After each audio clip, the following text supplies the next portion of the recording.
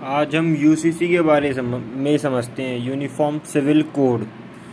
देखिए, इसमें तीन चीज़ हैं। यूनिफॉर्म का मतलब सबके लिए एक जैसा, कोड इसका मतलब हो गया लॉज, और सिविल सिविल का मतलब हो गया सिविल लॉज, जिसके अंदर आपका जैसे मेंटेनेंस आ गया, एडॉप्शन आ गया, मैरिज के लॉज आ गए, इनहेरिटेंस के आ गए, सक्सेशन के आ गए, ये सब लॉज।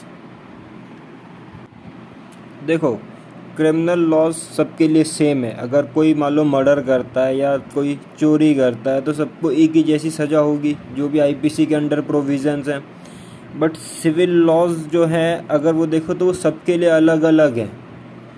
अगर हिंदूज़ के लिए अलग लॉज हैं, मुस्लिम के लिए अलग लॉज हैं, क्रिश्चियंस के लिए अलग हैं, पारसीज़ के लिए अलग हैं।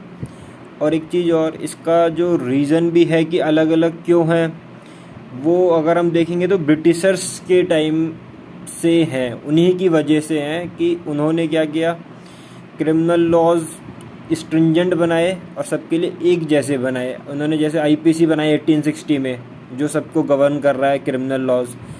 बट क्या था कि वो रिलीजन सेंटिमेंट्स नहीं हर्ट करना चाह रहे थे, इसलिए उन्होंने सिविल लॉज यूनिफॉर्म नहीं किए। उन्होंने कहा सिविल लॉज सबके लिए अलग अलग रहने दो, हिंदूज़ के लिए अलग रहने दो, मुस्लिम्स के लिए अलग, और बाकी जितने रिलीजन्स हैं सबके लिए अलग अलग सिविल लॉज। हम यूसीसी की बात कर रहे हैं कि यूसीसी आना चाहिए। अब बात जान लें इसके बेनिफिट्स क्या हैं। तो इसका सबसे पहला बेनिफिट क्या है कि इक्वालिटी होगी, मतलब सबके लिए एक जैसे लॉज। अभी तक क्या है, सबके लिए अलग अलग हैं, बट यूसीसी से इक्वालिटी आ जाएगी। चाहे कोई भी सिविल लॉज हो, किसी भी रिलीजन का हो, चाहे मैरिज हो, सक्सेशन हो, एडॉप्शन हो, इनहेरिटेंस हो, मेंटेनेंस हो, सबके लिए बराबर, कोई भेदभाव नहीं, कोई डिस्क्रिमिनेशन नहीं, कुछ नहीं।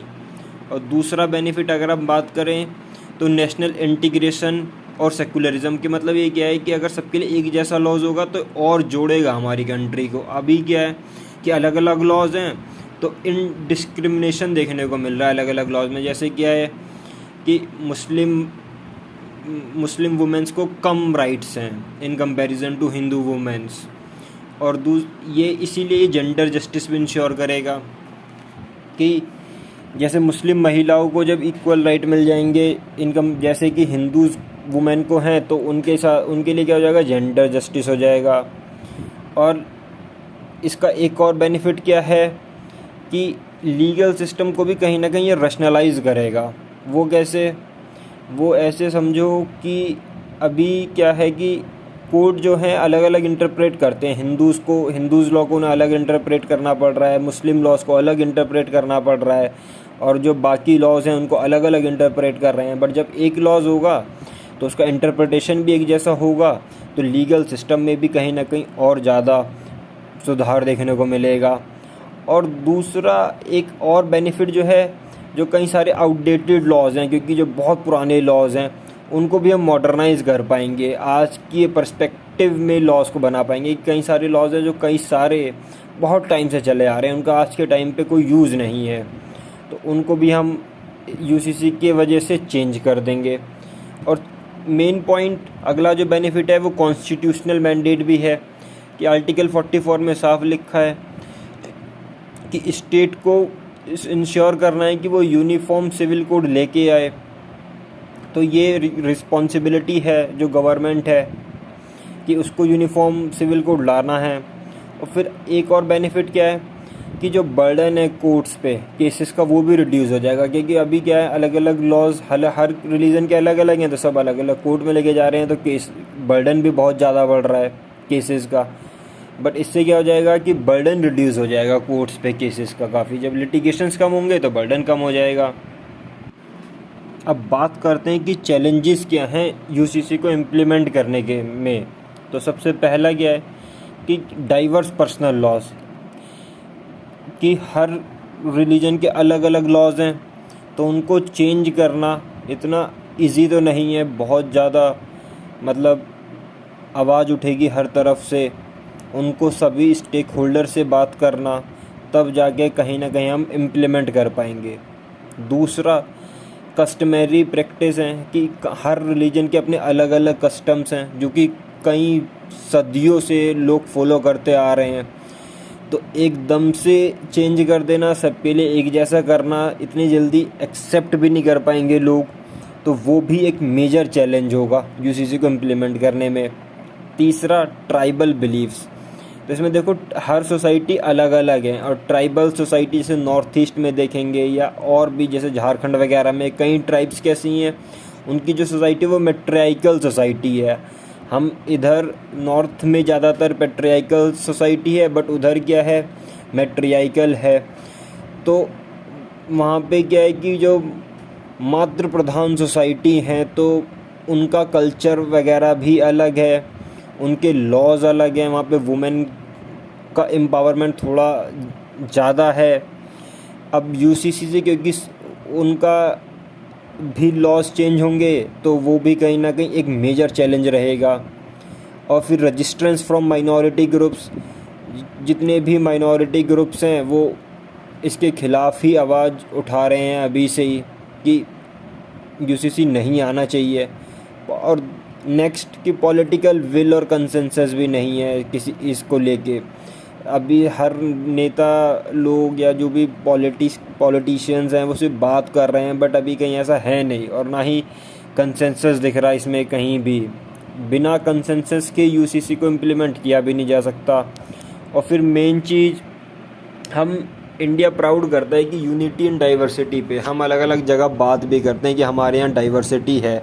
अगर हम अपनी इसको यूसीसी लाएंगे तो कहीं ना कहीं मेरे हिसाब से जो यूनिटी इन डाइवर्सिटी वाली बात है, कहीं ना कहीं हम इससे भी कॉम्प्रोमाइज़ करेंगे। और फिर नेक्स्ट पॉइंट कि डिफ़िकल्टीज़ और कॉम्प्लेक्सिटी भी हैं इसको इम्प्लीमेंट करने के लिए, इतना आसान नहीं है। लॉज़ को, कई सारे लॉज़ को हमें चेंज करना पड़ेगा, पूरा दोबारा से अलग कोडिफाई करना पड़ेगा लॉज़ को, तो इतना इजी नहीं होगा। तो देखते हैं, ये चैलेंजेस तो हैं, बट अगर सबसे स्टेक होल्डर से बात की जाएगी तो मे भी इम्प्लीमेंट कर पाएँ। अब कुछ इम्पोर्टेंट केसेस देखते हैं यूसीसी से रिलेटेड। तो पहला इम्पोर्टेंट केस आया था 1985 में, शाहबानो वर्सेस मोहम्मद अहमद खान। इस केस में क्या था कि सुप्रीम कोर्ट ने मुस्लिम महिलाओं का जो मेंटेनेंस का राइट है, जो उनका क्लेम है अपने हस्बैंड से, जो सेक्शन 125 के तहत सीआरपीसी के तहत उनको मिलना चाहिए, उसको अपहेल्ड किया था। कि उन्होंने कहा था कि जो इद्दत पीरियड है उसकी एक्सपायरी के बाद भी मुस्लिम महिलाओं के पास अधिकार है कि वो मेंटेनेंस क्लेम कर सकती हैं अपने हस्बैंड से। और इसी केस में सुप्रीम कोर्ट ने ये कहा था कि स्टेट को यूसीसी लाना चाहिए सबके बेनिफिट के लिए, बट कंडीशन क्या है कि सबके साथ स्टेक होल्डर, जितने भी डिफरेंट स्टेक होल्डर्स हैं, उनके साथ कंसेंसस बना के तब जाके लाना चाहिए इन्हें यूसीसी। और नेक्स्ट केस क्या है, Saira Bano versus union of India. इस केस में तो बहुत ही फेमस केस है जहाँ पे ट्रिपल तलाक को सुप्रीम कोर्ट ने बिल्कुल स्ट्रक डाउन कर दिया, अनकॉन्स्टिट्यूशनल कह के कि कहीं ना कहीं ये बिल्कुल डिग्निटी और इक्वेलिटी के अगेंस्ट है बिल्कुल, और मुस्लिम महिलाओं की डिग्निटी और इक्वेलिटी को हर्ट कर रहा है। और इसी में भी इसमें भी सुप्रीम कोर्ट ने रिकमेंड किया था कि पार्लियामेंट को कहीं ना कहीं एक ऐसा लॉ बनाना चाहिए जो मुस्लिम मैरिजेज़ और डाइवोर्स को रेगुलेट करे। मतलब कहीं ना कहीं उनका भी ये कहना है कि यूसीसी तो आना चाहिए, तो सुप्रीम कोर्ट खुद इसके फेवर में है कि यूसीसी आना चाहिए। और लास्ट में एक चीज़, जब हम इस टॉपिक को अगर हम ख़त्म कर रहे हैं तो एक और केस मैं बताना चाहूँगा सुप्रीम कोर्ट का, जिसमें Bansi Lal Patil versus state of Andhra Pradesh. इस केस में सुप्रीम कोर्ट ने खुद कहा है कि यूनिफॉर्म सिविल लॉ डिज़ायरेबल है, यानी आना चाहिए, बट एक साथ अगर हम इसका इनेक्टमेंट कर देते हैं पूरे देश में तो कहीं ना कहीं वो काउंटर प्रोडक्टिव भी हो सकता है यूनिटी के अगेंस्ट में।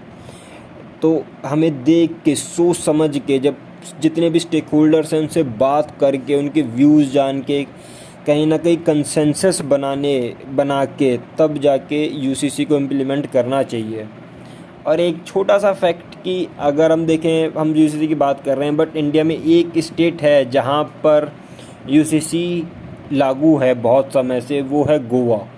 गोवा में क्योंकि पुर्तगीज़ के अंडर में रहा था, 1961 में गोवा इंडिया का पार्ट बना था ऑपरेशन विजय के बाद, तो वहाँ पे पुर्तगीज़ ने यूनिफॉर्म सिविल लॉ बहुत पहले से इम्प्लीमेंट कर रखा है, तो मतलब वहाँ पे पुर्तगीज़ सिविल कोड चल रहा है। तो ये मैं बताना चाह रहा था बस।